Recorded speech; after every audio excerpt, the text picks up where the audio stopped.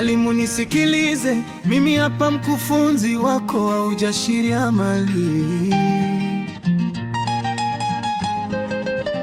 Kila kitu kimefichuliwa, barua za ajira za tesi zinatoka State House. Na mbaya zaidi, unahitaji shilingi 400,000 nzima ili upate moya. Serikali yako yenyewe imekwambia hapana, lakini tafadhali futa machozi yako mwalimu, kwa sababu hiyo hapana, hiyo no inamaanisha next opportunity, fursa yako inayofuata.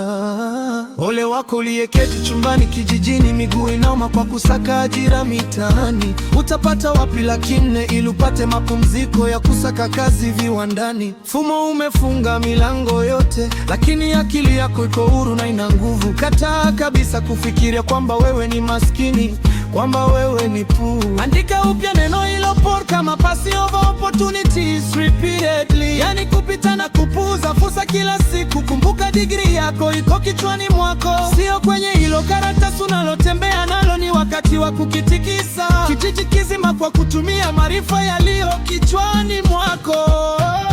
Mfumo ukikwambia no, ichukulie kama next opportunity. Kataa kuwa poor, liamshe jumuiya lililolala kwa usingizi. Anza kutumia maarifa yako ya kichwani yaliyo makuu. Kuna utajiri uliofichwa moja kwa moja kutoka kwenye ardhi. Mfumo ukikwambia no, ichukulie kama next opportunity. Kataa kuwa poor, liamshe jumuiya lililolala kwa usingizi. Anza kusonga mbele kutoka chini hadi kwenye urithi ulio mkuu. Kuna utajiri uliofichwa moja kwa moja kutoka kwenye ardhi. Jifunze kutoka kwa yule graduate wa Embu.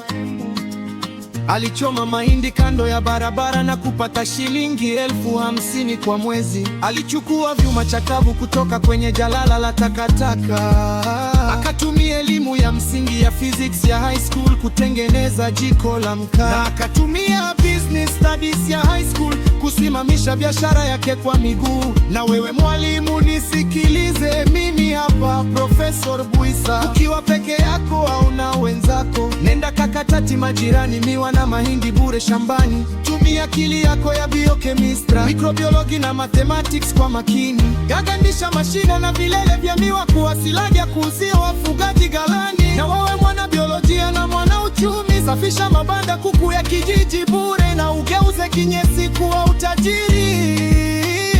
Fuga viluwiluwi na minyoo, utengeneze chakula cha kiwango cha juu cha samaki. Na wewe mtaalamu wa physics na kikundi chako, kusanyeni vumbi jesi la mkaa kutoka kwa wauzaji mkaa wa hapo mitaani. Changanyeni vumbi hilo na udongo wa mfinyanzi na mkandamize kuwa briketi za majirani kununua. Na wewe masibu, sitisha kutumia simu yako kwa TikTok na utengeneze soko hewani kwa wana kijiji. Mtoe kabisa huyo dalali na mnyonyaji wa katikati kijijini.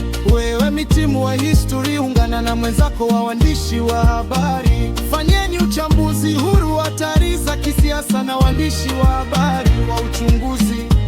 Mwalimu, wakati matumaini yako ya TSC yanashtakiwa kuwa yamekamatwa na kukuambia hapana, tafuta fursa inayofuata, tafuta next opportunity. Anza kwa mtaji mdogo sana wa kamba ya kiatu. Ingia kwenye uchafu sakafuni ukijua unajenga madaraja ya kuvuka, madaraja ya kufungua mlango wa uhuru wako.